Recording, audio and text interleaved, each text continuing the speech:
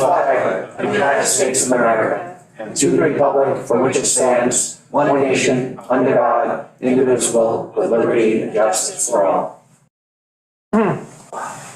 Okay. We are live and unrehearsed today. Are we always? Okay, first item on the agenda, we asked Kate Rossi Snook to come join us and give us an update on last year's project with the Oyster Reef program. So I have a little presentation, not just on the stuff we started last year, but I decided to give like a general, as much as I could update as possible. Great, thank you. We're having technical issues with me sharing the presentation, so that's You have to share this. There you go. That's fine. Okay. I really want, while she's setting up, I was trying to be able to include videos and it just wasn't cooperating, but I think at the next update that I give, I'm gonna try to like have just like a separate file from my computer that I can show you. Like, 'cause when I snorkeled on the reef, it was like very exciting. I'll get to it. Okay. So update number one, and just skip to the first slide. Second slide. So the Spout on Shell oysters, our set tank at Richardson Creek is up and running. We on last Friday, that was the day that I added approximately 5 million larvae to 30 bags of like mesh bags of the recycled oyster shell. And I'm going to be. That's what's in that tank? Yep. Okay. Yeah, I have pictures on the next slide. So I'm just going forward, not just for like the immediate future. I want to set up Spout on Shell deployments, like our stewardship session opportunities, every other week starting July 11th, and then throughout until like I think it's the week after Labor Day. I planned it out. So it'll be the stuff that I grow here on the island. But then to meet that deliverable that we said in the project, we have supplemental Spout on Shell growing in Southold, so I'll bring that over too. And then we'll have the second round of our tank here mid to late July. I'm trying to get the other hatchery manager to commit to a spawn date. So next slide. So pictures. The first stewardship session that we did was the shell bagging. That was so awesome. That was on May 5th. I only needed estimated like 25 to 30 bags, but everyone insisted on staying and bagging the whole pile of shell. It resulted in 75 bags, which is actually, you know, when you look, I was worried we weren't going to have enough and I was going to have to get some from Southold. That was going to be a thing. But we have proof now that this shell recycling program fully sustains our set tank requirements here, to the point where, and I'll have to look at, you know, DEC permit requirements, but I remember last year when I was just doing the town seeding of like the shellfish, Bo was saying how he would love for us to be able to put just regular shell on the bottom to improve the substrate in like West Neck Harbor, for example. Mm-hmm. So we may potentially be able to do that just with our shell piles here. Yeah. You can see my boy Oscar and Colton Clark were really hamming it up that day. It was really great. And then on the right, that was last Monday. That was the day I got people together to help me set up the set tank. And it was a nice reminder. I thought it was going to be just, people were going to be disappointed. It was not going to be this big event to help out. And everyone was really great. We banged it out in 30 minutes and everyone was so happy to just be a part of it, which is, like I said, a nice reminder that it's just, people just want to be involved. Mm-hmm. And then on Friday, that was the day we put the larvae in. Didn't have a lot of advance notice. It was just, that's the nature of it. I just got the it's go time call from the hatchery manager. That picture of me holding up that little sachet, that's the 5 million larvae right there in a coffee filter. Yeah, it's really crazy. How do you know? We take a sample and we have a special microscope slide with the grid and you count what's in the grid and then you extrapolate up. Yeah. So then we fill it with the microalgae, that's that nice coffee color, and top it off with the filtered seawater. And I checked on it and that color is definitely fading to more of like this color here, which means they have almost completed the metamorphosis phase and they're starting to eat. And so I'll be going to a flow through pretty soon. If not today, then tomorrow. Next slide. So the oyster reef that we had started last year with the pilot project, I had tried surveying it earlier than June 1st. It was too cold for me, so I tried doing like a lookie box. It was like not working. And actually at first, just, you know, looking from above with the lookie box, I was like, oh God, did it get like blown out? It just didn't look great from above. But then once I physically got in the water, I was really encouraged. So I made a square foot quadrat, standard process. Usually it's meters because scientists like to use a metric system, but a square foot is a lot more manageable as someone on their own. And also DEC reporting, they, for whatever reason, operate in square and cubic footage. So I made a little quadrat. You randomly throw it in the area and you snorkel, you collect everything in that area. I put it in a bucket, brought it to shore, counted all the live oysters and measured them, and then took like averages and stuff like that. So I did that 3 times. It was, again, like on my own, it took a little longer. I think next time when I have Sophie helping me as my intern, I'll do it more times than that, just to get a richer data set. So the average size of the oysters was 27 millimeters. It's like a little over an inch. But the range, and you'll see I have pictures in the next slide, but 15 to all the way up to 15.9 millimeters, which is like a little over 2 inches. 3 inches is considered like the most desirable oyster at a restaurant. Sometimes people smaller, but. And the average number of oysters per square foot, 56. That's good. Wow. Are they all going to grow to be these full-size, amazing clusters? No, but like that's pretty encouraging. And that's just live. I was only counting live. Obviously, you see some mortality, but I was really encouraged. And like I said, I was trying to get video, and it just like wasn't. The files kept getting it onto my computer, getting like a spiral of death, and I have to use some other kind of technology. Extrapolated the 56 per thing. Yeah. To the size of the reef, how many oysters are lived versus have put in? Yeah, I know.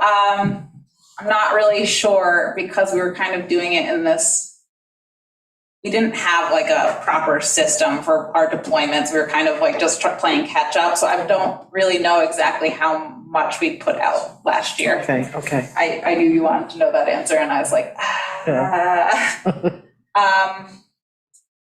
But going Get forward, better data this year. Oh yeah, definitely, yeah. Because we have like the set deliverable for you guys, but also DC. But I was snorkeling and it was like a nice sunny flat day, low tide, and you could see the oysters like just open a little bit, and like they were actively filtering. They were like, you could see the new growth. It was like made me really happy. So next steps there, I'd like to mark out the area of the reef, one for improved monitoring. Also, it's DEC asked us to do that this year. So it's just, I already emailed Tom Field to see if he could maybe get the conversation going with the Waterways Management Committee, and then maybe I could join the conversation once they've had time to think about it. But I'm kind of thinking a good idea would be similar to what they do for the eelgrass, where they just hammer in like the skinny PVC tubing. And that way I can also see like, okay, this chunk was from the pilot year, this next chunk was from this date, and then I could really, and then I can like really get a video and just swim over the old to new or vice versa. It'll look cool. And I aim to do the next survey with the counting and measuring August 1st. With Sophie this time. Okay, next. So it was like this picture in the upper left, it like it looks like nothing, but that was all I could get. Also, oysters look like nothing underwater, but you can kind of see there's one that's just kind of pointing towards the camera in that like lower center, and you can just see it open a little bit. So that's it's filtering. It's heavy. There's another one coming off to the right there. So the top right, that's the new growth on the shell? Yes, yep. Wow. Yeah, so that's like a perfect little cluster. That's exactly what we want to see them doing. Those are on like that's probably like the average size, like most of them were that size. And then in that bottom center, like that was my biggest one. That was Kate, are we gonna have to post this so people don't go and harvest them? probably, we'll need to have signage. About cameras. Oh, I don't know about that. I'd rather operate on a honor system. Would too, but the world And has just get the changed. word out, but just so people to understand, like, if you leave them alone, they will help the population in Everybody. general. Yeah. Also, typically, there are people who will just harvest the wild oysters when they're clumped like that, but it is harder. They're harder to shock, they're harder to separate. So there's a natural deterrent there. Next. So bay scallops, in the hatchery, we've conducted a series of successful spawns. We have like millions, they're doing great. Most are in the post-set phase and in nursery downwellers. I have a picture of that next. And the next steps are, as they continue to grow, we'll be gradually, as we sieve them and stuff, we move the biggest one out to our net and line system in Goose Creek in Southold. And that'll probably start in the next 2 to 3 weeks. And then we hold on to those until they're big enough to either be seeded. We'll go right from the net system to our like little scallop sanctuary here for the project. Otherwise, like the ones that we seed through the town program will get grown out a little bit larger in the Orient lines. Okay, with the scallop, I know with the clams, they process them so there is a specific type and you can identify them. The notatas. Yes, and they do well here. Are they gonna start doing that with the scallops, you think, to acclimate? There doesn't seem to be a way to really track that. That being said, just talking with my colleague in the hatchery, Mike, he was like, oh, maybe it would be fun to like you can just like physically mark them just when we're seeding them, just like. Good luck. Yeah, I know. But then we could be like, when we are monitoring next, but this is something we do. It's a little tedious. Could be fun. So they'll be moved out to the lines and nets in the next couple, like 2 to 3 weeks, and they'll stay there for a while. Yeah, they're pretty small now, but you'll see the pictures in the next slide. So that's just from a spawn 3 weeks ago on the left. That's the eggs suspended in the water. That's a feed. Scallops are actually simultaneous hermaphrodites. They release the eggs and sperm. One animal does both. So that's just the eggs that was just released. And then 3 weeks later, that's the post-set downweller system. So you can see there's a very fine mesh on the bottom. And then we have bay water coming in through filter bags and just kind of gently circulates. Yeah, next.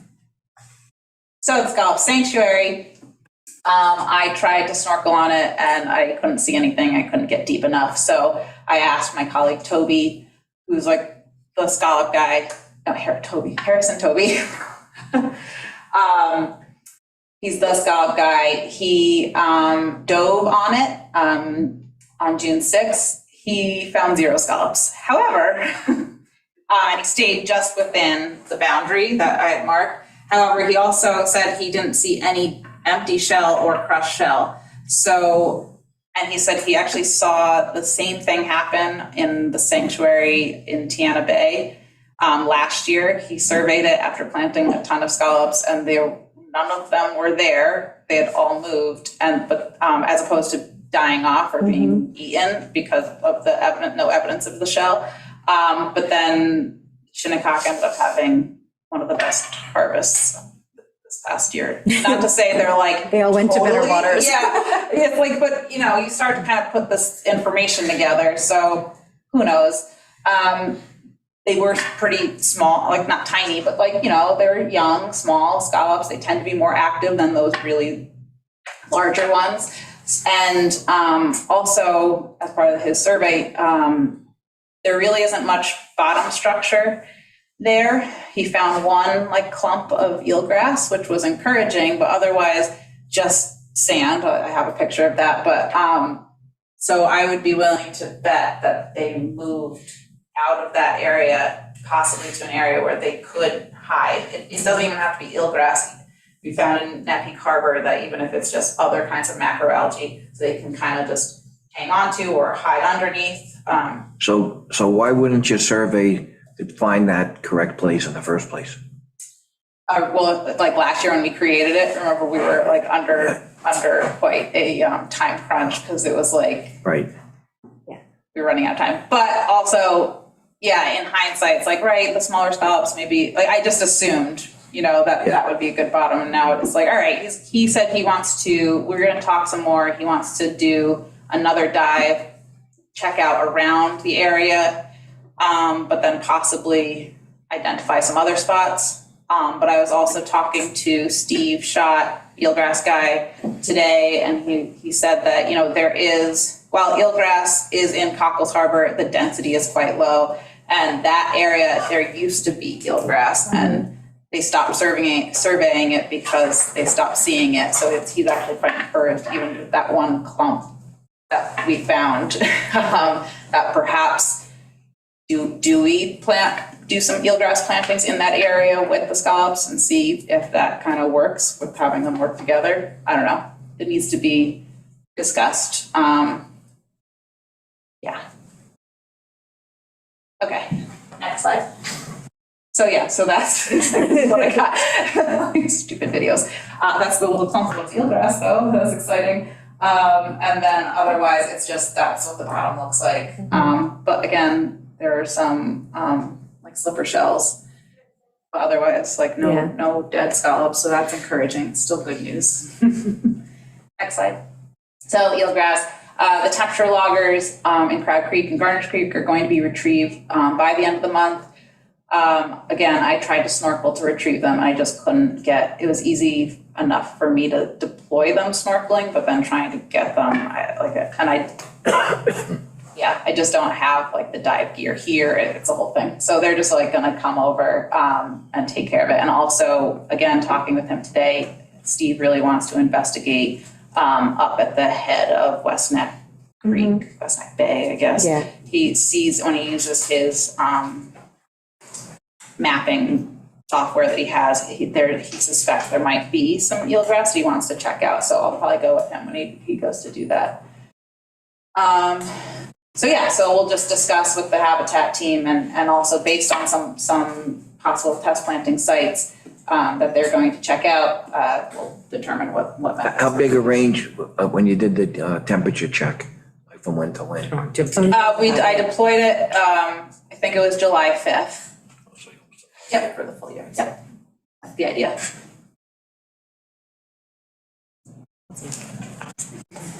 So hard clams also growing well. Those are completely out of the hatchery and have been size graded and are now in flow through upwellers as opposed to downwellers.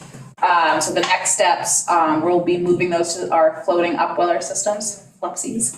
That's what FLUPSI stands for, floating upweller system. In Mattatuck Creek, that'll also likely happen in the next 2 to 3 weeks. And then we'll just, at that location, just continual maintenance, cleaning, sieving, until our fall seeding season. So next. So just for visuals, that's what we're like when we're sieving, we just have these sieves with different mesh sizes, and we just it's pretty basic. We separate the big ones from the little ones. That upper left side picture is what an upweller looks like. Water comes in from one end.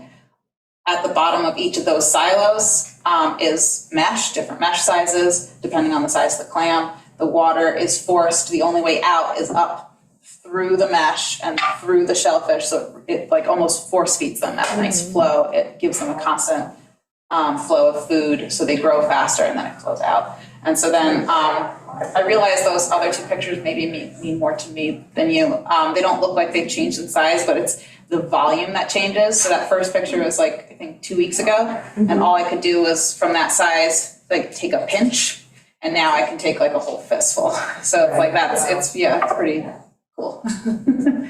Next.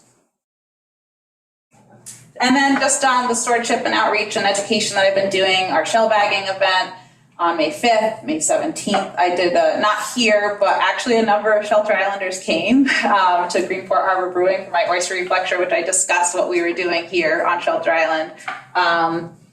And I actually just did a similar thing. We had just this morning in Southold, our Southold facility, like 60 members of other Cornell Cooperative Extension offices throughout the state were coming to learn about the marine program, and they were like really interested in the Shelter Island reef that we're creating and stuff like that. So that's a setting prep and the larvae day. I went through all of that. And like I said, I plan on doing the spout and shell deployments throughout the summer, every other week. We're working on developing, doing oyster happy hours with certain restaurants, meaning like places that are already offering oyster happy hours, and I can just have a table which kind of talks about, and maybe a touch tank and just kind of talk about what we're doing and why. And like I said, we're gonna have a second round for the set tank mid to late July. And that's it.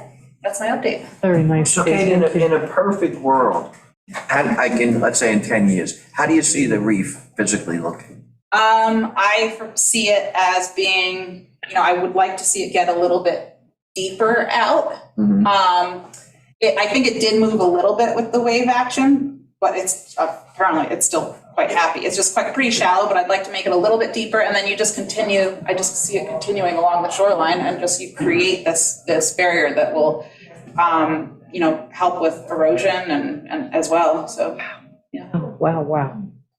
Just Yeah, it's really encouraging. I mean, width and depth, Yeah, exact. Just, I don't know.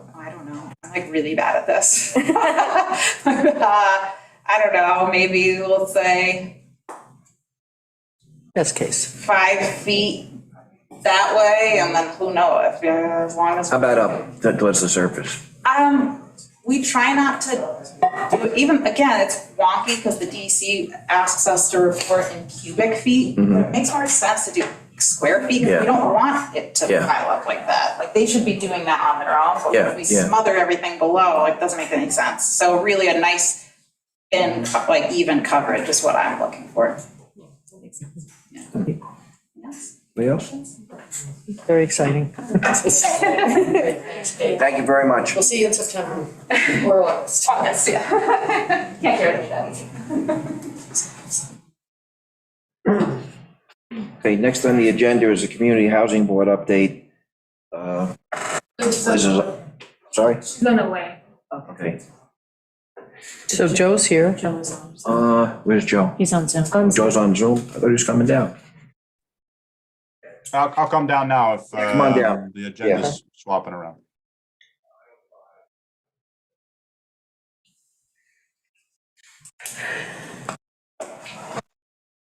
Well, yeah, because I think, He's part of that too.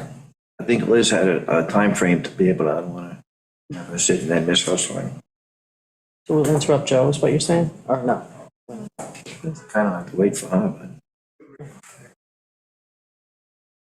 she was going to get on at 1:30. She's the person who just came in. No.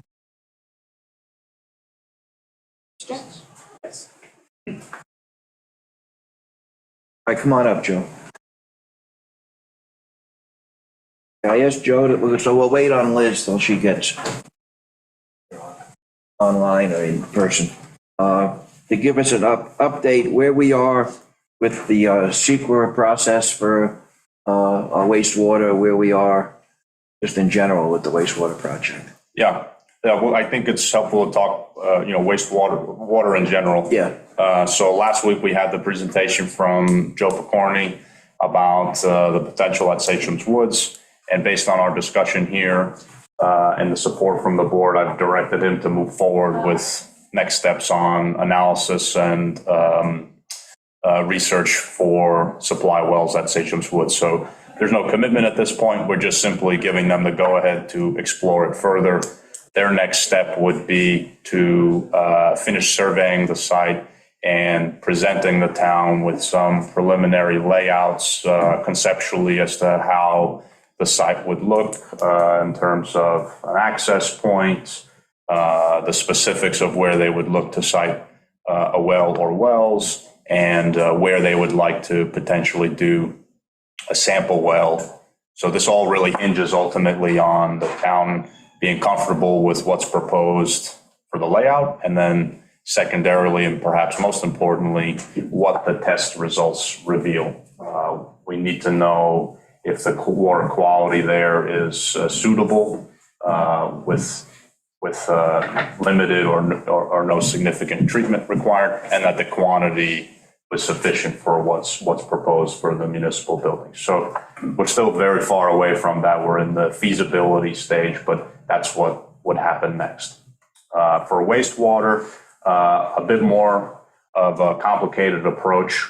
It's my recommendation to the board that since the school has ultimately shifted towards installing their own system in combination with the town board considering a proposal for a town hall master plan, that these changes to the flow of the system would be significant, and that we should perhaps consider postponing any forward movement of the project until we understand specifically the master plan for the town hall complex and the residential structure next door. We ultimately were in an expedited process because we were trying to make this project fit within the school's timeline. That's no longer a constraint. And so we have the opportunity now in a positive way to get a better grasp on the town facility needs as we look to next steps on the project. How that impacts SECRA is a good question for the legal team and the environmental consultants. The SECRA report is not entirely updated in the sense that some of the contributors, namely the school, likely not be a participant. However, that's a reduction in environmental impact, so I'm not sure how that plays out with the report that you have. If you can move forward, make a negative declaration on a report that represents a worse condition than in reality, or if it has to be edited. In any case, that's something we need to tap the consultants for. Also, Sorry.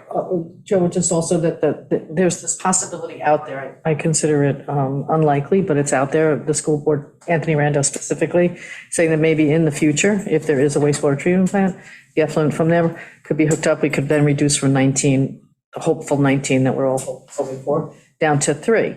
Definitely. So that would, if that would materialize, would that require a new impact, SECRA? That's a good question for the SECRA. Yeah. So we should set up just a small meeting with the consultants to see what we need to do to move forward to kind of close out where we Yeah. are. I spoke to Kim today. Okay. We should there's no need to make a secret determination if you're not going forward with the project. So I know we have an open hearing for WQY funds, right? So what we should do is just withdraw the application. Don't close the hearing, just withdraw the application. Okay. Yeah, I just want to make sure, but it's not that we're not going forward with the project. It's that we were under a time constraint because the school felt that it was an emergency and they had to do it sooner than later. So that's what we were geared for, was working on timing it with the school, getting it done as soon as possible. So we're still looking at the center wastewater project, and that without, obviously, it's down the school. Yeah, my position on the approach still stands that this is the most prudent and effective treatment technique. It's also the best suited for the facility types that we have and their locations. I don't feel compelled to advise the individual systems for the buildings, certainly not at this juncture. So I don't see that position changing. But the facilities master plan, I think, will give us the most insight, be it confirmation or motivation to pivot on that treatment approach. And specifically, our discussions with Suffolk County Water for our municipal buildings. That's right, which also would have a potential impact on the wastewater treatment, because some of the issues we face on the parcel level have to do with our existing well septic relationships. So if these buildings were conceivably serviced by public water, some of those variances that we were seeking from the health department for on-site systems would no longer be problematic. So that would make the idea of individual systems for these parcels much more feasible, much more attractive from a regulatory standpoint. And Joe, could you speak a little bit to the water issue with the municipal buildings, whereas the counties, the people will say, well, it's been good enough all along, why do we have to change it now? With the Right. regulations that are coming up. Yeah, so we're faced with two real challenges. The first is aging infrastructure here. We don't have modern septic systems, modern wells, filtration. The second is evolving regulation. So I don't want to say each year, but generally with time, these regulators become more stringent with how you operate systems for buildings like this, publicly serving buildings. And so just in the last few years, we have seen a tremendous increase in compliance from the cost of testing to the cost of equipment. And so that trend will not only continue, but it will probably be further exacerbated. We're facing a compliance obligation just at the town hall facility that would cost anywhere from $40,000 to $60,000 if we were to continue with our own well here upfront. And we would also gain the burden of operational costs similar to what we have at the church. The church is actually a really great example of how costly and time-consuming these types of micro public water systems can be. That system there, as a point of reference, was because of nitrogen contamination at what's considered a public community supply well. To remove the nitrogen and to continue to operate that system, we looked at about $100,000 capital cost, and we spend about $5,000 to $7,000 a year on testing, and that's out-of-pocket cost. We also devote town employees' time, salaried employees, towards operating the system. So that's not a direct captured cost, but it is one that's a burden. There's also the disposal fee for the. Right, yeah, that's in the operating cost. Of the about $7,000 it costs us to run that system, that includes supplies, materials, the salt regeneration, the resins, and then the removal of the backwash. Plus the man hours. Plus the man hours are not included in the $7,000, but Right. that is an additional Yeah, cost. and just so everybody understands, okay, we're talking about the church and, well, why is the town involved with the church? The town is the primary user of the kitchen over there. We use it for our congregate meals, we use it for our Meals on Wheels. So in the lease agreement, the town agreed to take care of, the kitchen, Right. and the water. And that, I understand, has been a long-standing Yes. relationship, yeah. So that challenge is what's now being sort of overflowed into these town buildings from a drinking water perspective. Joe, from one of the discussions we had at a work session, I think BJ brought it up with the reverse osmosis, that it goes back into the ground, whereas here we capture it and remove it.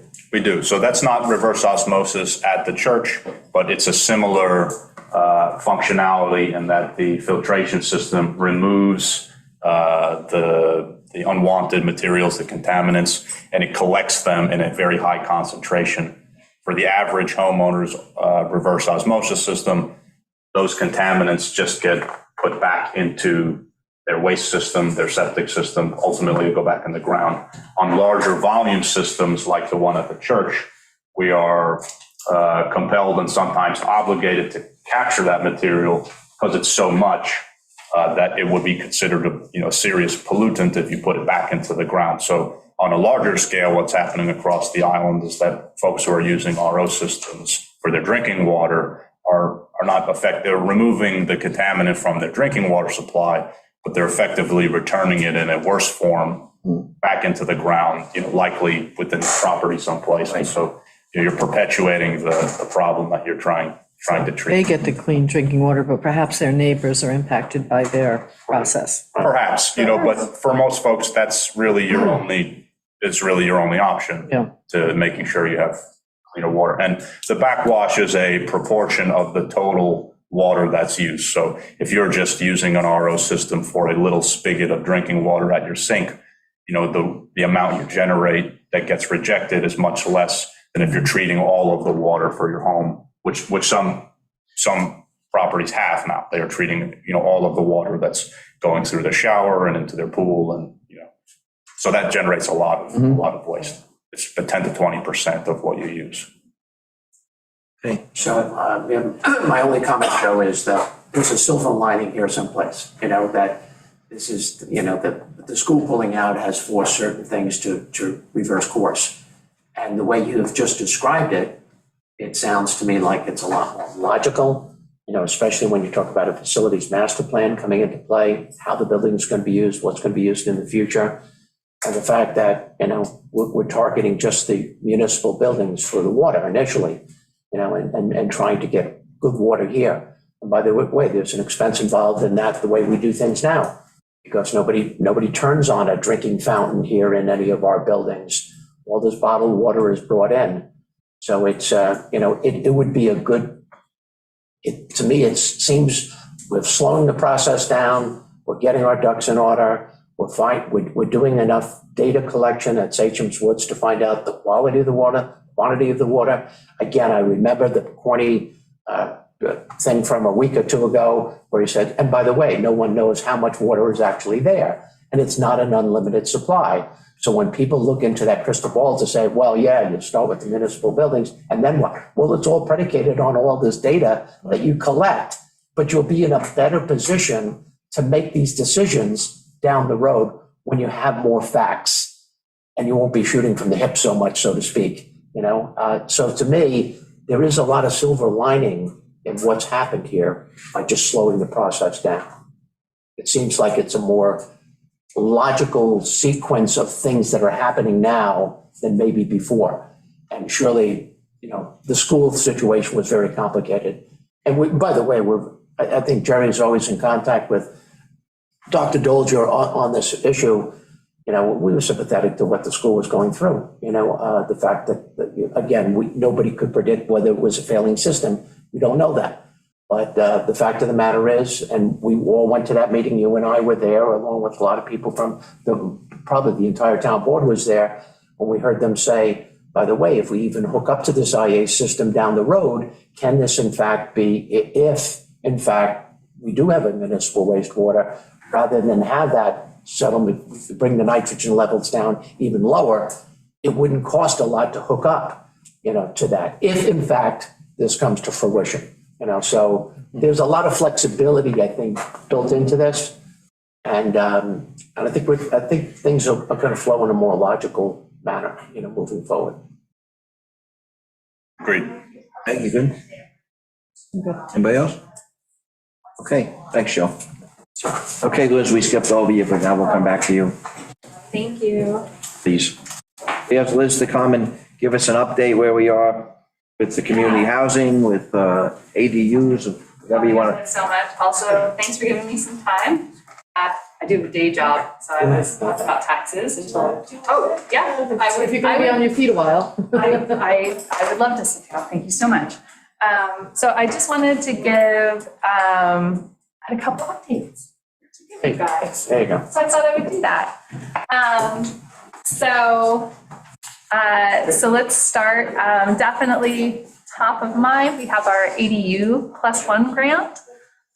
Really excited. We've been having some great meetings with the CDCLI. We're getting into a cadence of having a bi-weekly planning meeting with a small working group from our board to kind of keep this, just keep it going.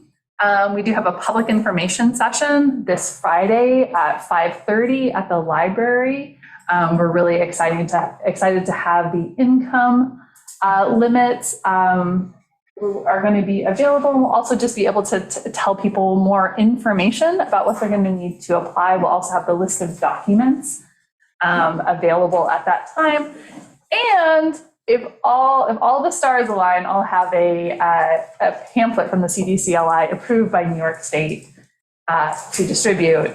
So any good thoughts about the approval process at the state level for me, please, because I think that'd be really helpful. It's going to be a short presentation. We're going to go through the information that we did before, plus this new information. We expect applications to open in July. The Community Housing Board is also working out. We're hoping to do kind of a pre-application vetting session.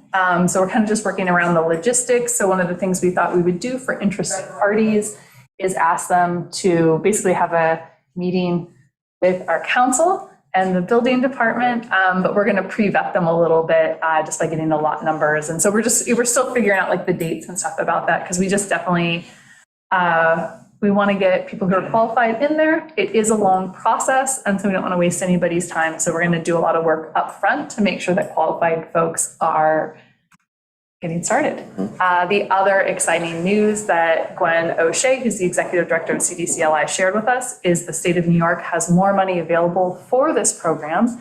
And if we were able to show a strong interest, they're very optimistic about going back to the state for even more than the 2 million that we have allocated. So it's very exciting to kind of see how that's going. Liz, I know you've had a lot of interest. People have been calling up. Oh my goodness. Is the form actually put together yet, or is that? No, it isn't, because, so the CDCLI, so just, I'll just be real, I was pretty frustrated about it, because I was like, well, the clock is ticking on our 2 years. Why can't we do it? Well, the state works in mysterious ways. All right. So basically, here's how it happens. CDCLI gets the contract. At that point, the clock starts ticking, but they have to design all the materials, including that application form, and get it approved before you can start. So they are at full hilt trying to get this done. So we're just working on the last pieces of it. But he's government. So, And from the interest, from what you're getting from the public, is it more like updating what's there or creating it from scratch? It's all over the place. All over. It's all over the place. I've had a lot of seniors reach out. I've had a lot of young families who are looking to, you know what I mean? It is just like, you name a scenario, someone has emailed me or called me or stopped me in the IG and talked to me about it. It is the gamut. Now, some of these are gonna work and some of these are a no-go. So what we're really trying to do as a board is help identify those folks who are gonna be strong applicants. Yeah. And get them out there. I also should talk about, and I'm gonna talk about this on Friday, that we talked with Gwen about how to do this, right? So what we're thinking we're going to do is we're going to do this in rounds. Round one is going to be everyone that applies in July, right? Mm-hmm. Then they're going to take all those applications, take them out, go through them, sort them. Do you qualify? We're going to talk about the project. Is this grant going to cover? You know what I mean? Like there's a lot of figuring it out, right? So we're going to take a group of them. We're going to kind of look through, move those folks to the next stage, and then we'll kind of decide, I'm assuming based on how many applications we get, how big those next rounds are going to be. So for our first round, just because we want to see what's what, and also do we need to change our presentation or anything like that, we're just going to do it for a month. Yeah, good idea. Yeah. So, other thing I had to update you about, I thought it would be good to do a public update since there's been misunderstanding. So I thought I would just do it, right? So the Community Housing Board, one of the things that has come up as we're looking at this ADU is where ADUs are permitted, right? So we've been looking at it because people are asking us questions, as you can imagine. So one of the things that we had looked at, we're talking about in committee, and I just want to be super transparent about it, is there is a community housing license that can provide some relief. But one of the one of the restrictions, the community housing license is that it is, community housing ADUs are not permitted in the nearshore overlay. Now, we've gotten a lot of interest from folks in the nearshore overlay who we've told, I'm sorry, but so much interest, in fact, that we're looking at it because, I don't know, and so I just want to just be super transparent that we're looking at it. And one of the things that we went through at our last meeting was trying to go back through just like an understanding of just like, okay, if this were something that we were going to propose, what would be the guardrails in place, right? Like what is the current, how would the current zoning, I mean, I think as we were just talking about I wouldn't say number one. Well, one of the top concerns of everyone, including myself, is clean water for the island, right? So understanding, okay, well, what would be the parameters if you took that out? Like how would it work? How would it go? Like, how are the sewage flows and saltwater intrusion, just all that stuff, right? So as I've talked to, we had discussions in our board and various folks, and Meg has run me through sanitary systems, which I now know more than I ever hoped to know about loads for different systems, but there it is, now I can't unknow it. One of the things that came up was, and I kind of got this from multiple places, was obviously any building, any development in the nearshore overlay, you just have to be so thoughtful about it, right? You have to be so careful.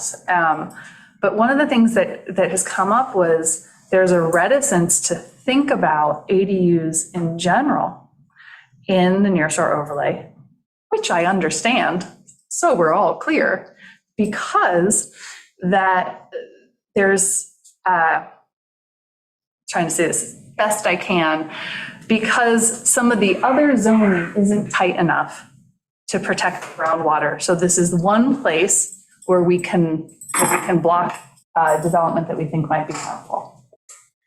And I was like, well, gosh, that's real, right? Like I can see that if you feel like there's all these loopholes over here and you have agency to block anything here, I can see why I can see that point of view. Absolutely. Mm-hmm.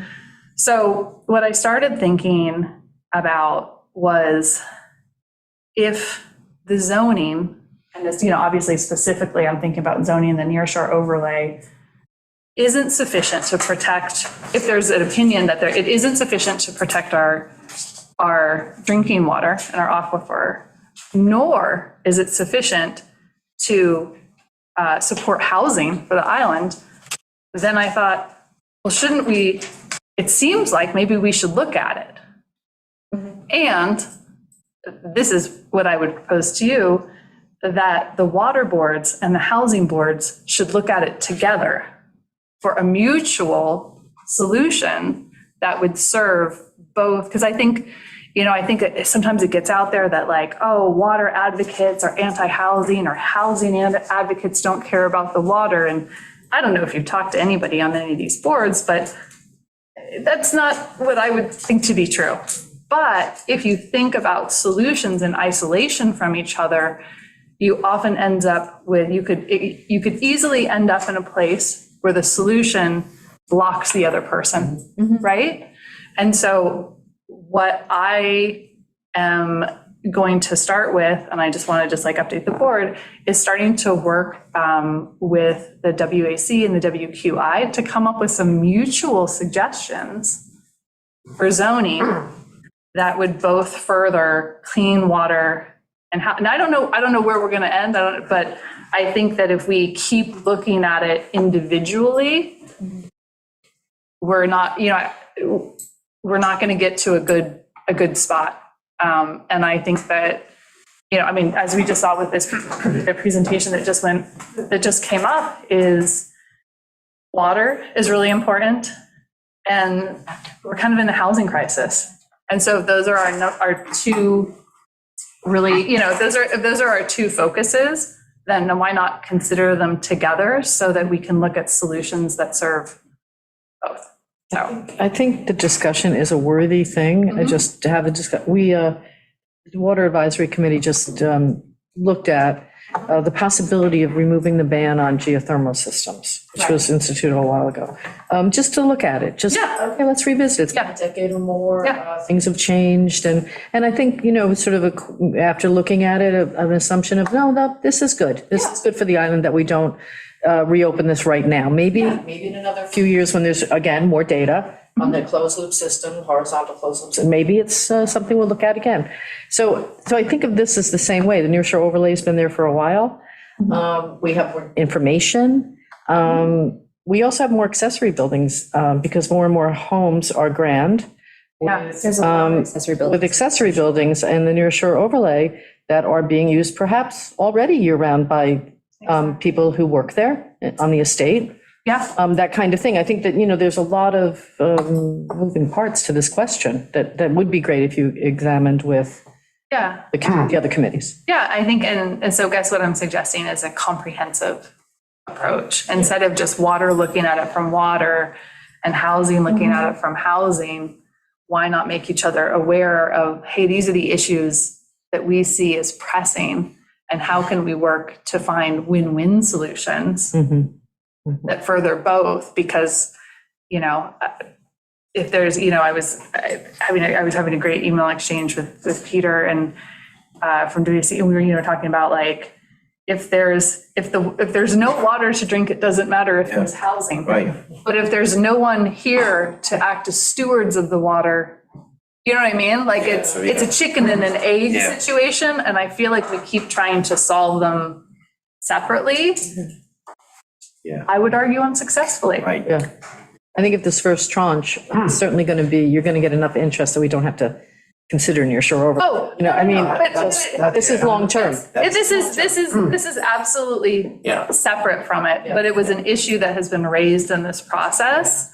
And, Elizabeth, that was my biggest concern. I thank you for bringing. oh yeah, Because having lived there for 16 years, almost every August, where we experience some degree of drought, which is almost every yeah, summer, absolutely.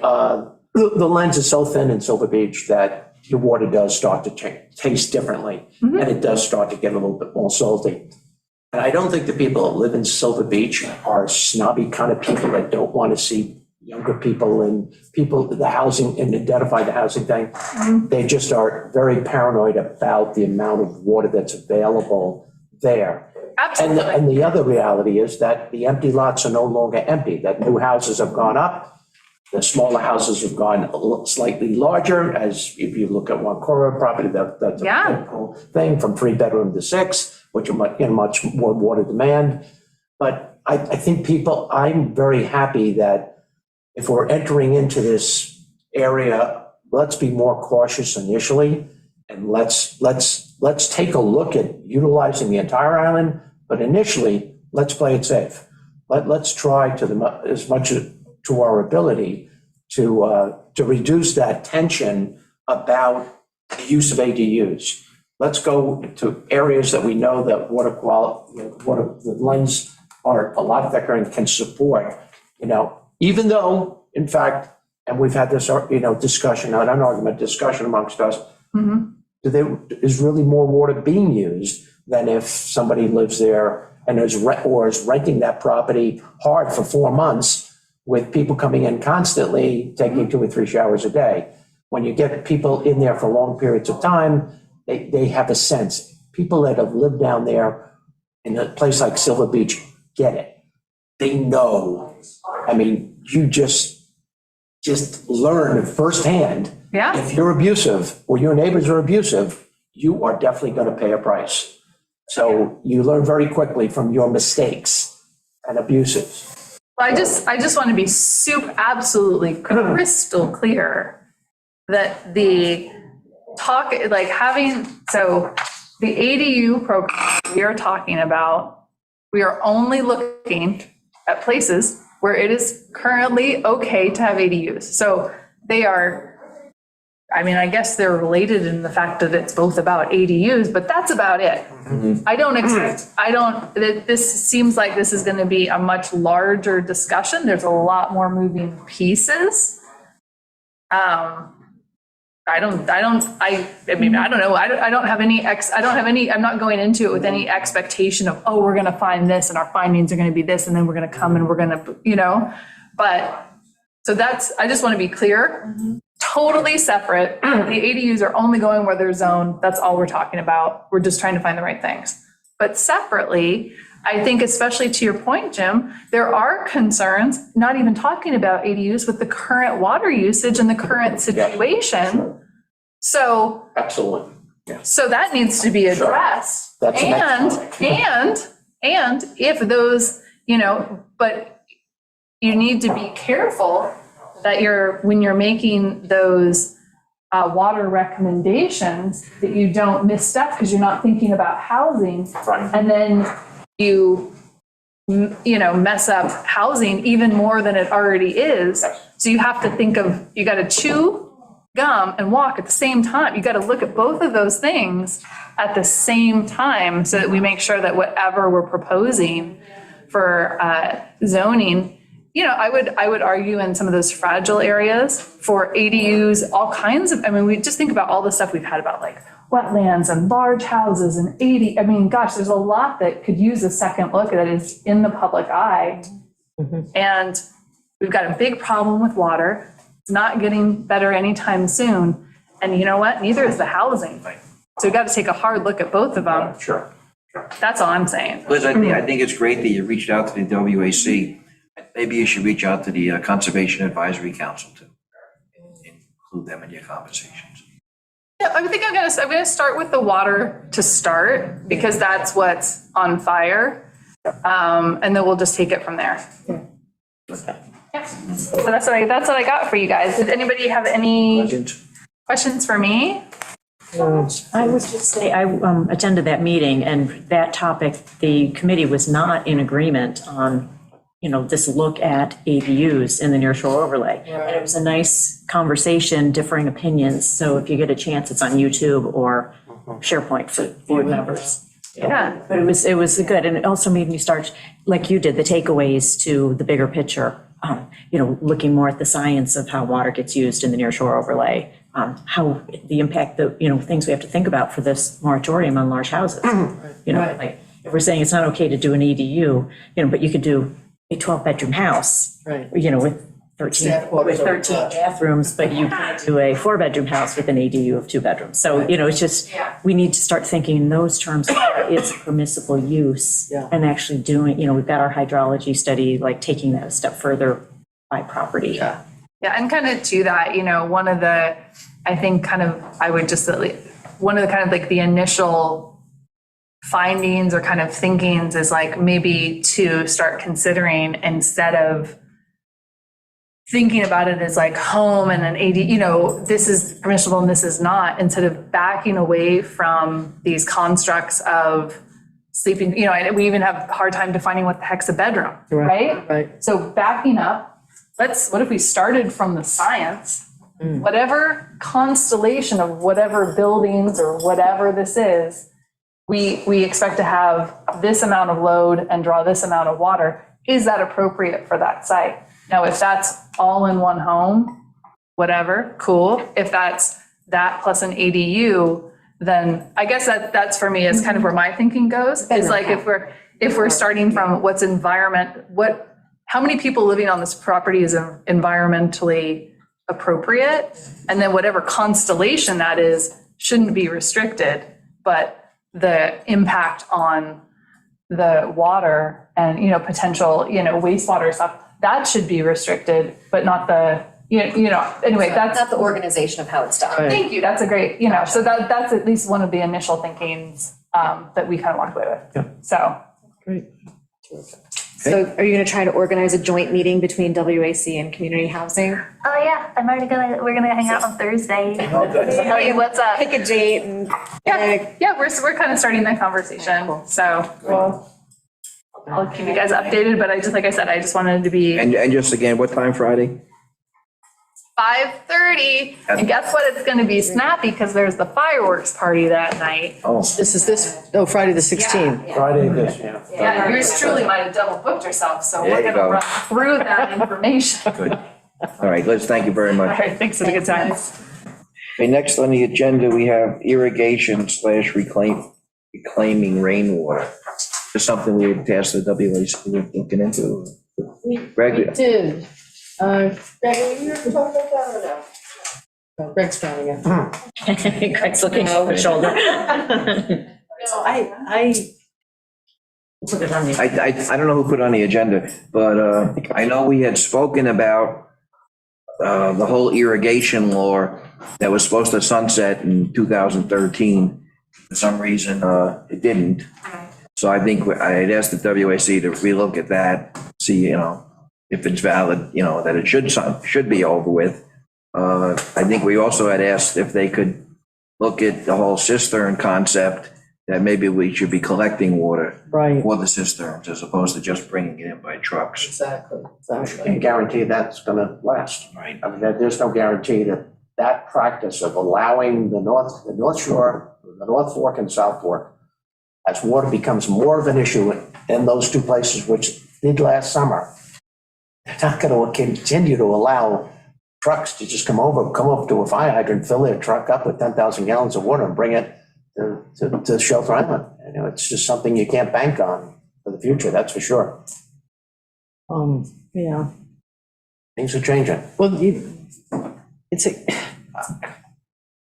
I feel WAC has so much on their plate right now. Yeah. But this is really important.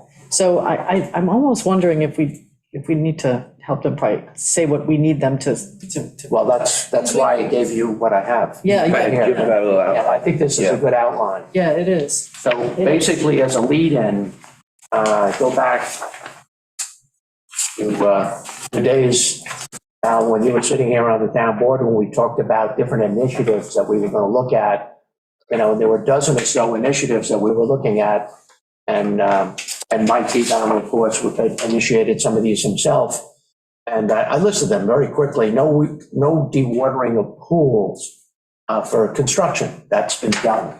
That's been the past. No dewatering for construction of house or accessory building. That has been done. That's part of town code. Well pump limitations. That has not been done. A flow rate of 5 gallons per minute maximum. Again, are we prepared to get to that level to be able to do that? Water storage tanks between 250 and 400 gallons, depending on the size of the house and other factors. What would trigger this requirement?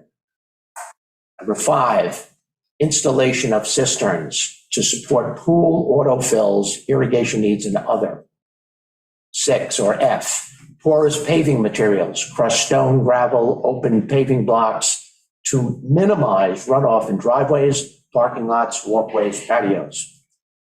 G, an automatic pool cover, which we now require for all pools that are rectangular or square. Do we stop building kidney-shaped pools? Because cry there is, well, I can't get that automatic pool cover. Well, you can still put a pool cover on, because the number one thing that we're trying to do with pool covers is prevent evaporation of water that sits out there all June, July, August, September, just evaporating into the air, which is a substantial amount of water that is being lost. H, limiting the size and depth of swimming pools. Do pools really need to be over 32 feet? We looked at pool applications, 40, 45, 50 feet. That they need to be wider than 16 feet, 24, 30 feet wide. That they need to be deeper than 5, 6 feet. We looked at 8 foot. We had one in Silver Beach that created a huge problem, 9 foot depth. So what did they do? That was before the dewatering. They dewatered. They dewatered for 2 to 3 days. What happened? Every neighbor around that pool suffered greatly because their wells all went salt. We had to learn from that fatal mistake. Plan to collect stormwater. Again, Jerry was just talking about that. The use of Energy Star certified and WaterSense certified appliance and fixtures. What are we waiting for? Why not do it? Installation of meters on structures and cisterns that can be automatically, electronically read. Installation of flow logic or similar devices to automatically shut off water in the case the event of a leak. That's particularly important in a community like this, where people live here for maybe 3-4 months and are gone for 8 or 9 months and have a leak that they don't know exists. and we're losing lots of water there. Requiring a landscape plan, this comes up all the time with CAC meetings, of use of native plants and grasses. Started to see that in my last visit to LA just a few weeks ago, where they're finally getting the message. And the green lawns are starting to become different, more native kinds of desert types of plants being planted on front lawns. Requiring groundwater monitoring prior to home construction, which you've talked about a lot. Size of homes, which the town board has been looking at, especially in nearshore communities, but really around the island. On the second page, what I did yesterday is I took all those looks and I started to come up with some suggestions. Again, some of these come back from Mike and I 4 years ago. Well pump recommendations about the 5 gallon per minute limit in the nearshore area, possibly expanding that to all areas of the island, and looking at variants based on engineering reports. Water storage tanks, we talked about that. There's some suggestions here. Installation of cisterns, porous materials, same thing that I just covered, but we've actually gone through and we actually have quoted from, and Mike did a lot of this work, quoted right from existing town code where we have some things in place, but we can make it better. We can make it better. The one thing I wanted to point out is the number 12, requiring groundwater monitoring prior to new home construction, which we've talked about before, 4 and 5 years ago. Town engineer and past members of the town board have requested the use of Hunter's curve and thesis and or Cooper Jacob analysis of the aquifer impacts on the new home or project. Why not make that a requirement? I mean, why not look to see what, before you put a shovel in the ground, how much water you have there? How thick is the lens? What about the quality of the water? Might largely determine what size house you allow or structure to have built there. So some of these things sound like that, wow, government is really starting to flex their muscles. And you know what? If you don't think we're on the borderline of a water crisis, you got your head in the sand. It's here. You know, the WAC will meet, and you guys will meet probably in your next meeting. If we don't get some substantial rain, we're going to go into phase 1, which involves an education of the public about what all the voluntary things I can do to conserve water. And then phase 2, you see a mixture of voluntary things and some mandatory things. By the time you get into phase 3 and 4, and a lot of it's in the red zone, now it's mandatory. Wouldn't you like to avoid phases 3 and 4? We can if we do a better job doing these kinds of things to conserve water. Not saying that we'll never get into phase 1 or 2 of a drought restriction, but we can avoid crisis situations if we're smarter now than if we wait a decade from now when, and you know, in LA, I love the attitude of people that live there now. Suddenly we start to see this sprinklers go on because this one winter, they had a tremendous amount of rain all the way down to LA, even snow down to LA. In fact, in the mountains, there's still snow just east of LA. So everybody's saying, wow, there was 5 years of heavy drought. Take a look at the Colorado River and everything that feeds the Southwest. Arizona, New Mexico, Southern California, they've got to wake up. You can't keep building. You can't take another million homes in the Southwest. There's no water for it. How many golf courses do you need in Southwest? I mean, honestly, you've got to prioritize. And I think, and I'm not looking to press a panic button here, but I do think that there's these things, we could divide them into 3 phases. What are we going to do year 1? What are we going to do years 2 through 3? What are we going to use 4 to 5? Have a 5-year plan. Break these suggestions down. Take the low-hanging fruit. Let's go with it now. And let's work on next year putting some of these other things in place. So that's my pick. Should we then, okay, good. And should we then task Joe with coming up with some suggestions to discuss specifically with the WAC Yes. at their next meeting, and then something to us so that we can get something enacted? You know, so like here's how this is such a moving target. porous paving materials. I don't know where we were, Meg, that we were talking about, Comp plan. pardon me, the comp Comp plan. plan, we were talking Yeah, about. that not such a good idea maybe, because people are using Roundup now. Correct. To get rid of the weeds that comes through their porous, so maybe we need to not have that restriction, but to make sure that the runoff is, Maintained on the property. We can do a much better job, and I'm thinking of New York Avenue as primary, with all the wells that we have there. Jay Card has taught me one thing over the course of time: we don't do a good enough job at recapturing all the water. A lot of this water goes into the pond, and then goes into Chase Creek, Ice Pond and Chase Creek. We need to do a better job of gathering this water that comes down that hill. And that's one of the reasons why we repivoted that project at the Heights treatment plant. That those wells are important. That land there is important. But we could do a better job of getting more quantity of water to those wells if we can recapture it, preventing runoff. And then the other thing about the paving materials that we looked at, even Mike, and this is, credit to Mike, some of that stuff, those materials that we're using were laced with contaminants, that they were using in place of, that I have it here listed. I'm just trying to find it.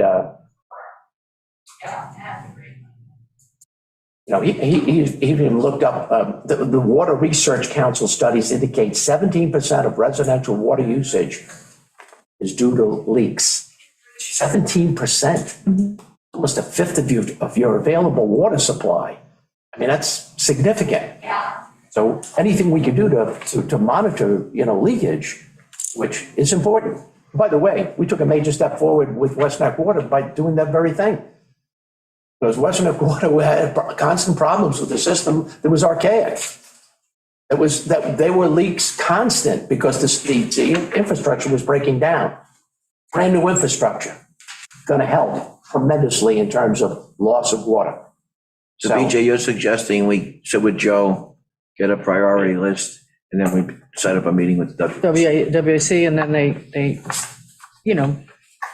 investigate, et cetera, and come up with, maybe, like Jim said, you do 5 things this year. Yeah. 5 changes to code this year.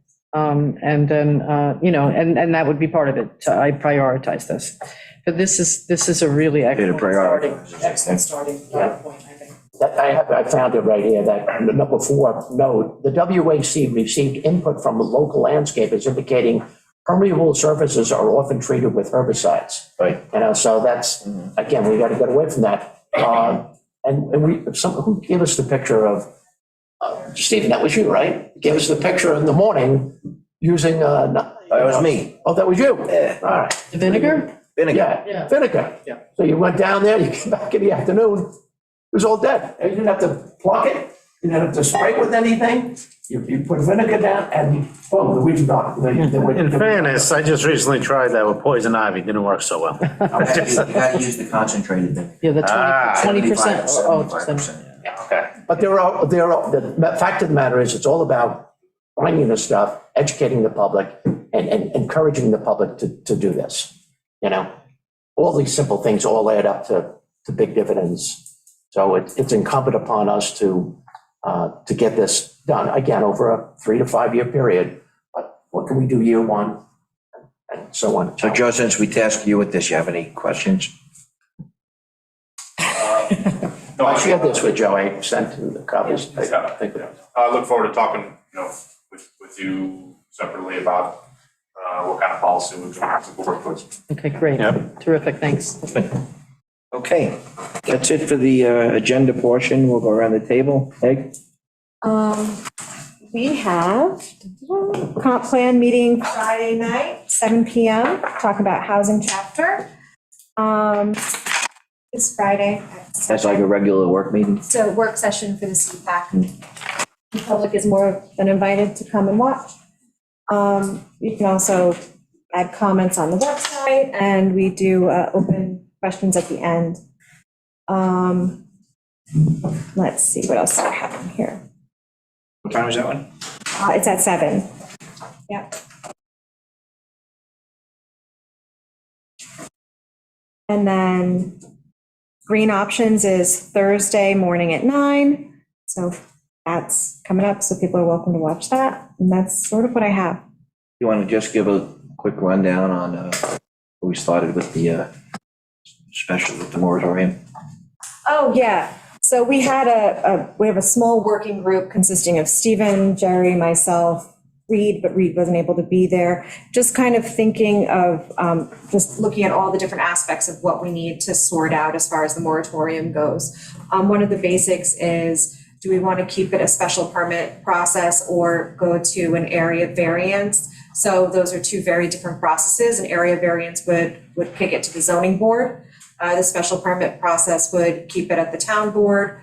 But, you know, there's pros and cons to both. We keep it with the special permit process, then we really need to define the parameters that we're going to use. If you use the area variance that the zoning board would use, it would go into the zoning board's kind of criteria for an area variance. And then that has very specific questions and things that they would have to prove in order to determine that it's a hardship. So, you know, those are kind of the things we're balancing. The other thing that we discussed was the way we calculate square footage, because I had the recommendation of not just calculating habitable space, but calculating all of the square footage of the house finished or unfinished to try to close that loophole of people finishing things after the fact without the special permit. But I mean, that also depends on how we define the permitting process. So we just kind of discussed that a little bit, and we talked about proportionality to lot size as far as square footage limits go for a house. And so some of the information that I'm waiting on is I asked the assessors for information on lot sizes and square footage per lot size so that we could kind of come up with an average. So, we have this many 4-acre lots and the house average size for that lot is this. We have this many 6-acre lots and the house average size for that is that. So we have some kind of benchmark. So I'm waiting on that information. And then I think that's really kind of what we touched on. Those are like the basic things we need to sort out. Did I miss any? No, we're going to meet again in 2 weeks. Yeah. And then we'll hopefully have some. Yeah, I'm gonna research on, because Yes. right now we have a hard cap at 5,999 square feet. That's the maximum size for a house on the island. However, the town board wants to explore the ability of making the maximum size of a house directly related to the lot size, and that's proportionality. So I'm gonna look at what other municipalities have done. We'll review that, and then hopefully in the next, so we'll meet in 2 weeks, and then probably the work session thereafter, we'll report back to the board, start formal discussion. Good. And also kind of see what the other areas around us do, whether they do area variance or special permit and how they handle it. Well, it is mostly area variance. That's how it's dealt with in the surrounding communities, and probably most places handle it that way. So we'll discuss that. Yeah. Good. Thanks, Meg. Jim? Yeah, just two quick ones. Just have to say something about yesterday's dedication at the Dickerson Creek for Nick Moorhead. A tribute to a life well lived, and congratulations to the town CTF, the county, the Shelter Island community. They had the opportunity to remember, reflect on the life of Nick Moorhead. Students from the Shelter Island School presented their beautiful wood bench honoring Nick, which will be a permanent fixture at Dickerson Park and overlooking Dickerson Creek. Inscribed on the bench is the quote, "Dedicated to the memory of Nicholas Moorhead. His service to the people of Suffolk County is forever cherished. A loved husband, father, son, brother, and friend." In quotes. Act as if what you do makes a difference. It does.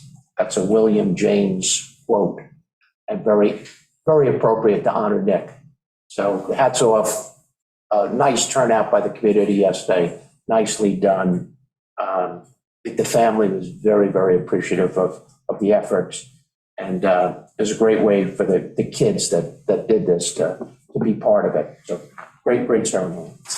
CAC met last night. We talked about a lot of stuff, and I won't talk about a lot of stuff because it was just a lot of stuff. We will talk about just the one application of wetland, an application in Carpes at Peconic Avenue. The one thing that we're looking at here is the footprint.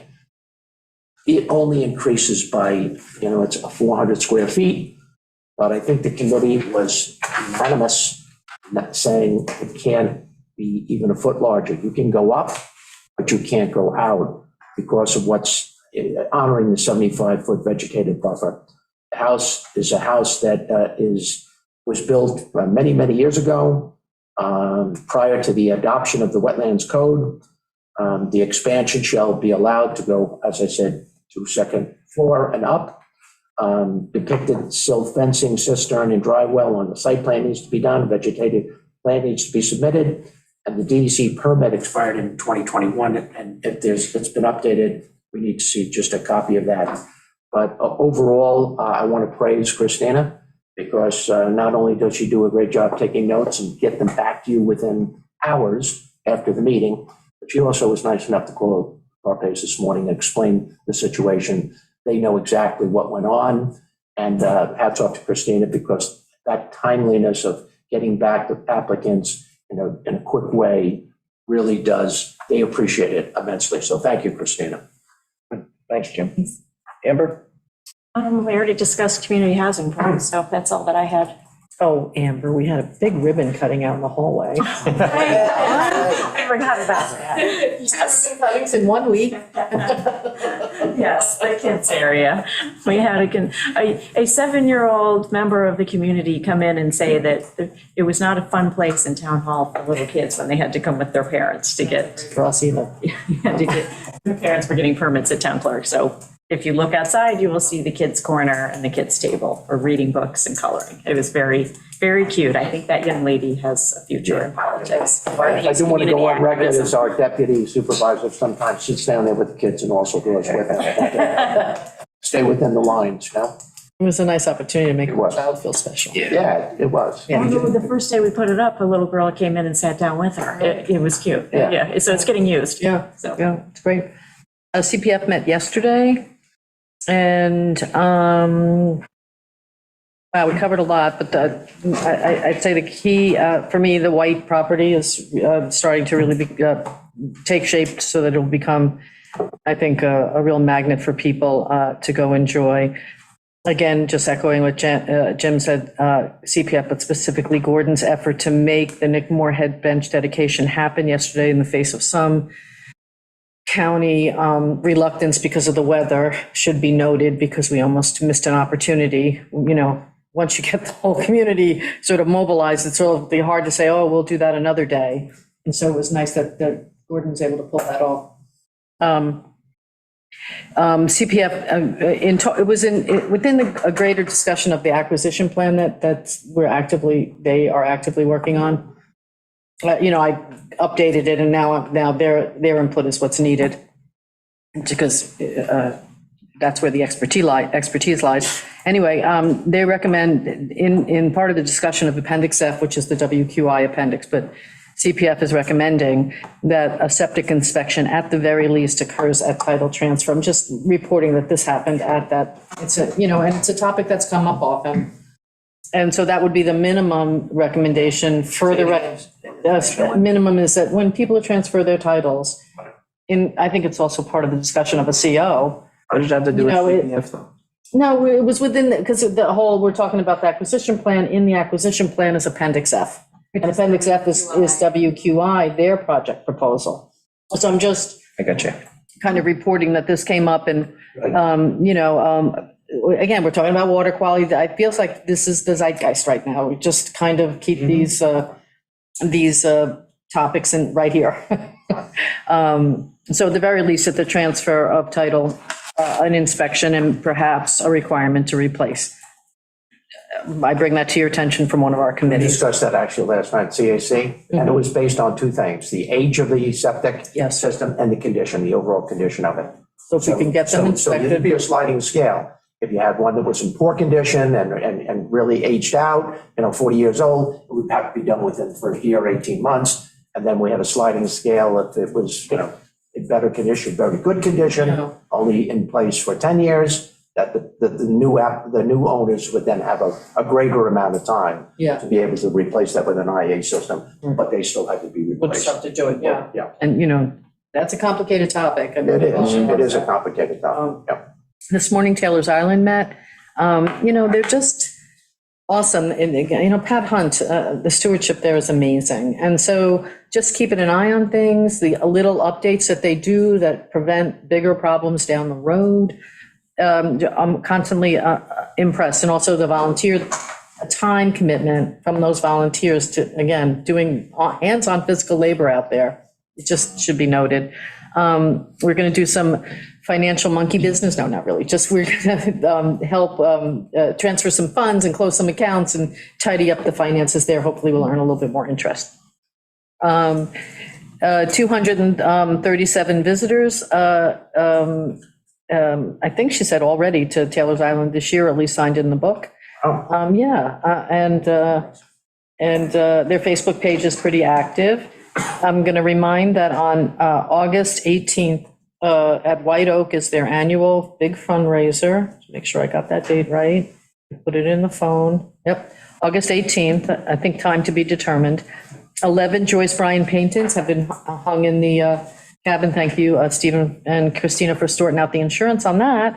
And so go out. I think it looks pretty stunning, those paintings. Some of them are kind of large and everybody's pretty excited about it. They did a barbecue for the Taylor's Island Foundation, did a barbecue for the town highway employees to thank them for all the work that they do throughout the year on the cabin. Very nice. But they had to do a rain date, and so only 3 people came, but at least, Yeah. it's kind of, they're hoping it becomes a tradition or stays a tradition. Here's an interesting thing. I had no idea they do this. On July 4th, Pat and whoever else wants to come, from the committee, they read throughout the day, July 4th, for anybody who wants to come, they read the Declaration of Independence. Now, come on, in that setting, on July 4th, let's go all out there and have a good cry. I mean, I just think that's fabulous. And they hand out copies as well. I don't know why I didn't know that. They've been doing that for a while, but so I really think that that's kind of significant. She said that she said it's more of a random, they're coming out to the island and it's like, here, have a listen. But I We think. just need to send it to Washington so they can read it. True. And then just one last thing from Taylor's Island, there's a September 9th workshop for painting, outside painting. Let me just back up a minute. I did fail to inform Christina that we needed an executive session today to discuss a property acquisition. Yesterday wound up being a crazy busy day. So I just wanted to sort of say that out loud. Okay, Stephen? Nothing. Nothing? Okay, anybody in the audience have anything? Ally? Supervisor, board. Come on up to the podium right there. State your name for Just the- identify yourself. Yeah, for My name's Hallie Dinkle. I just wanted to report 18 days ago, Dory lost power. It was cut because of a dangerous line. It's been there, but in the last 18 days, I just wanted to have on record in the last 18 days that neither the town nor the outside counsel that was hired to battle this for some reason has offered anything materially constructive, and I'm still without water as 18 days have elapsed, and I'm at the mercy of a generator next door who he's been summoned for, and I feel abandoned as a taxpayer and let down. So thank you for your time. Thank you for your statement, by the way, and hopefully we'll get some relief there sooner rather than later. Thank you. It's a little Anybody else in the audience before we go to the Zoom group? Still. Okay, Stella? Hi, everybody. I just wanted to mention something. It may already be on your radar, but as you look at the proportionality concept, there's also then the issue of how do you make sure that the land that was originally used to calculate the proportionality stays that size and doesn't get subdivided. And we've had a lot of conversations over the years about yield maps and, but unless you actually freeze that land, it can be subdivided and it doesn't matter. So I just wanted to throw it out there. You probably already thought of it. Thanks, though. Yeah, and we've done that the last few. We have done that with the last few large home applications. They had subdividable lots, and we had them put a CNR on the deed stating that no further subdivision was possible. So we do have that in mind. Thank you. One of the things that did come up today in a discussion with a working group was, how do we follow up? So we demand it, here's your permit. And the permit is contingent upon these 8 things, and one of them is this. Yeah. Putting it on the deed. I don't know that there's a mechanism in place to follow up that the deed restriction is actually placed. And so that's probably as important as the suggestion you're making, Stella. You don't get a CO until, You don't get a CO until it's done? Oh, yeah, is that being done here?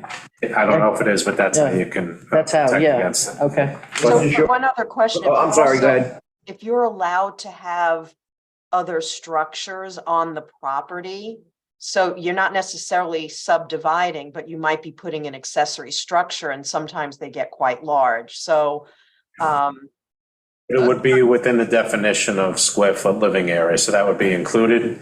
So Yeah. so basically what the proportionality would be, for example, if you were doing a 10% of the first acre and then, 7.5% of the second acre, and then therefore, so it would be like if you had a 1 acre parcel, 43,560 square feet, 10% of that, you'd be able to build a house of 4,356 square feet. However, if you had a 2 acre lot, Would stop right there, but it's a house plus any other. correct, of heated Right, areas, yeah. conditioned space.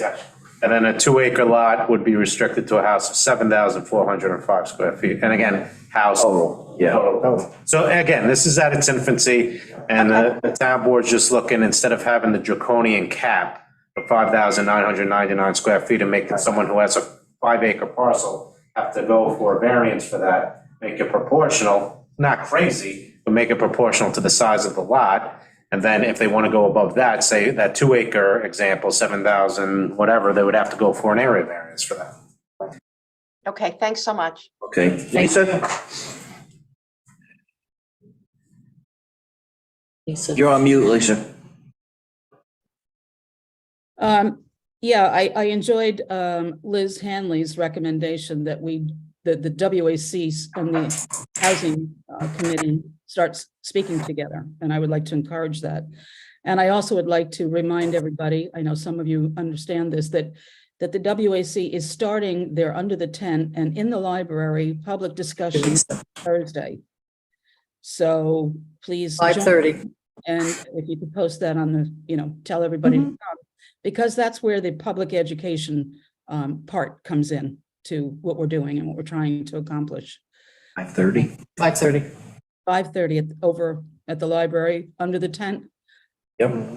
Great, thank you, Lisa. This one is, Lisa, as far as I remember, this one is casual, meaning no fixed agenda, right? Sort of a audience-driven or discussion? Right, Peter's going to lead this in conjunction with, I think, the Water Quality Advisory Committee, and just present some of the topics that we are reviewing and need some community input in. And I personally think it's a great venue because there is no agenda, so people are able to open questions up. It's an open forum, and there's no specific necessarily any roadmap that we're following. We're just looking for public feedback, and that's really what's important of this whole process. Thank you. Thanks, Lisa. Anybody else? Hi, it's Julie. I just want to mention both on the comprehensive plan page and the front page calendar, that meeting on Friday night is listed at 6:30, so it ought to be changed. Okay. Thanks. Thank you. Julie. Which should we change? The listing or the time? Posting. The posting. Okay. Okay, anybody else? Okay, I'm gonna make a motion. We go close the work session, go into an executive session to discuss contract negotiations, potential land acquisition, and an employee's history. So moved. Second. All those in favor? Aye.